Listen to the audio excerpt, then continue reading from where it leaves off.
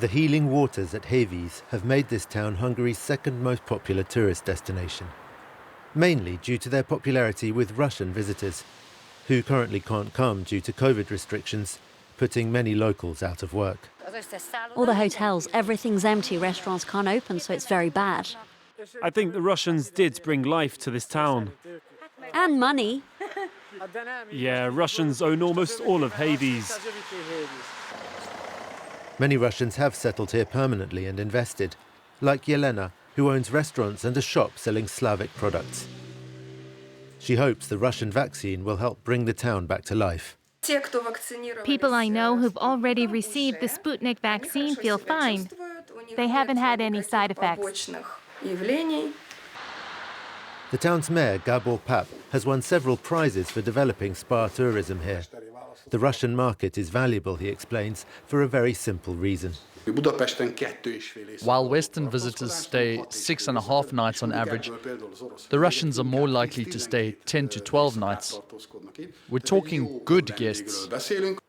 Pap, a member of the ruling Fidesz party, is also right behind the government's decision to buy vaccines from Russia and China without European Commission approval. Which path do we call maverick? We could turn the question around and say maybe the European Union is on a maverick path and Hungary is the mainstream. Hungary's Prime Minister Viktor Orbán regularly berates Brussels and parades his friendship with Vladimir Putin, who's held more bilateral talks with Orbán than with any other EU leader in recent years. Hungary is a member of NATO and the EU. But that doesn't mean we don't cooperate with Russia on some issues. That's what we're aiming to do, and that's what we will continue to do. We sent a question to an online press conference about whether the vaccine purchase reflected a broader special relationship between Budapest and Moscow. Hungary doesn't have a different relationship to Russia than anyone else. Hungary's just doing all it can to protect its citizens as fast as possible. But energy ties mean the country's relationship is special, insists analyst Zsuzsanna Szabó. Russia has a massive interest in the Hungarian electricity sector. Russia's state-owned company Rosatom was awarded with constructing a new nuclear power plant in Hungary, which means Russia will have basically a huge influence. One symbol of the two countries' cooperation is the International Investment Bank, a development bank dating from the Cold War in which Russia holds a controlling stake. In 2019, it relocated from Moscow to this handsome building in central Budapest, amid controversy. Here we are at the International Investment Bank. The biggest problem is that we don't know what happens in this institution. Even the security services don't know. The employees and guests of this bank all receive full diplomatic immunity. The US government was among those expressing concerns that the bank could be harbouring Russian agents.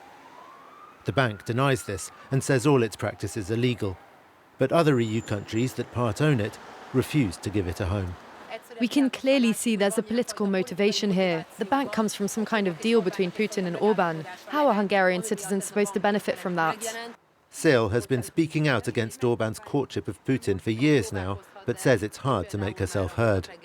The media landscape in Hungary is dominated by Fidesz. Most people's only contact with politicians is through the media. And if the ruling party controls the media, it controls how voters see politicians. Together with another independent MP, Sail holds a wake outside the studios of Hungary's last opposition radio station. Klub Radio has lost its licence and been forced off air. Sail says the government's attacks on the media and NGOs are straight out of the Kremlin playbook.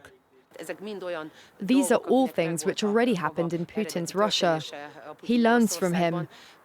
You could say it's like Putin is Viktor Orbán's mentor. And there's something else Viktor Orbán and Vladimir Putin have in common. Friends who've grown very rich. We spotted public officials on board. Tomasz Bodoki edits an investigative journalism website that documents their hidden luxury assets. Because, he says, it's key to understanding the Orbán system. He's creating a circle of super rich who are very loyal to him, and he he grants all the public contracts to this loyal circle, and in return he expects political support. In January, Hungary banned filming property from a drone without the owner's permission. Bodoki and his colleagues say they'll carry on, though, and risk arrest.